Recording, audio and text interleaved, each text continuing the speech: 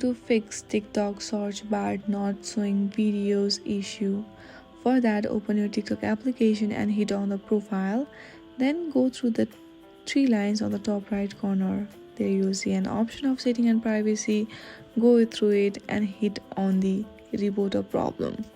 From here, choose the appropriate option, or you can also simply scroll down to the last where you will see an option to chat with the TikTok team. Now simply briefly define about your issue, and then TikTok team will help you out within the 24 hours to solve your issue. This is the only way to solve this TikTok search bar not showing videos option. I hope you like this video. If you like this video, then please do not forget to like and subscribe to our channel. Thank you for watching.